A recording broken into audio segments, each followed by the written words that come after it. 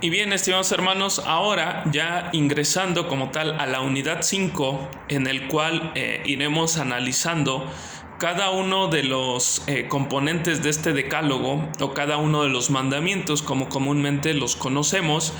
Pero sí me gustaría que para esta descripción que vamos a realizar cambiáramos un poquito la dinámica. Sé que a muchos de ustedes les ha funcionado, les ha gustado el seguirme a través de estos videos, pero me gustaría que, siendo un poquito extenso esta situación y sabiendo que se pueden formular bastantes dudas o bastantes preguntas,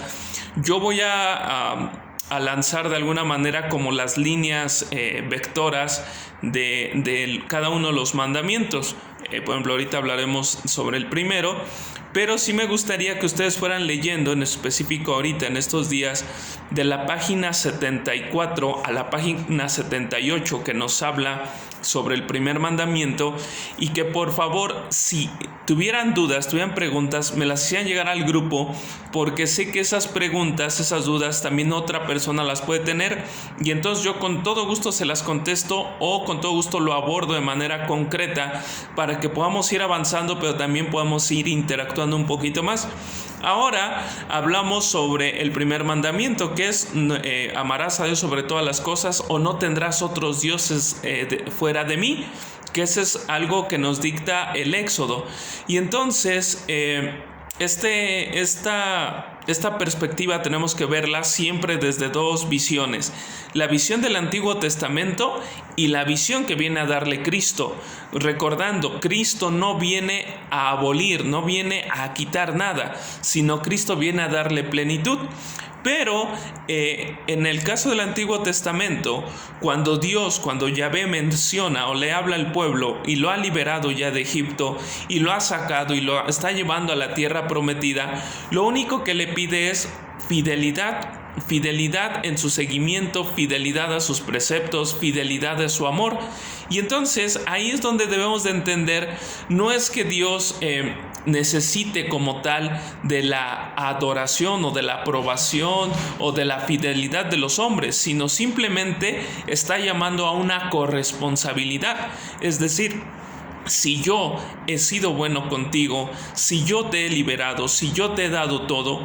¿por qué la necesidad de ofrecerte a otros dioses, o más bien a otras seguridades? Porque eso es propiamente lo que tiene que enseñarnos de fondo este mandamiento. Cuando tú y yo realmente depositamos nuestra confianza en Dios, no tenemos por qué apostarle a otras seguridades, no tenemos por qué apostarle a otras cosas, como decir, si Dios no me funciona, entonces tengo este plan B, tengo este plan C que me va a ayudar. Y no, tenemos que entender que esto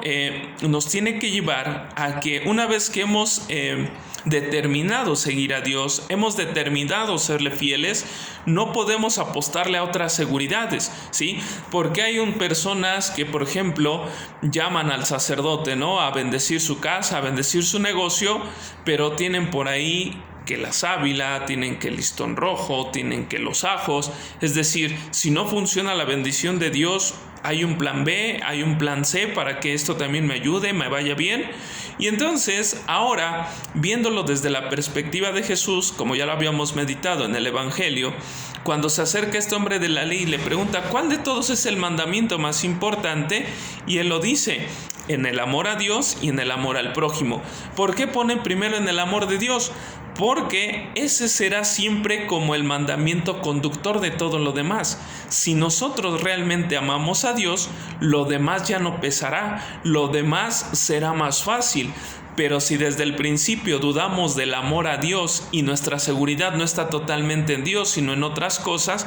entonces será muy difícil poder enfrentar o poder cumplir los otros mandamientos, porque siempre mi seguridad radicará en mi inteligencia, en mi capacidad, en mis bienes materiales.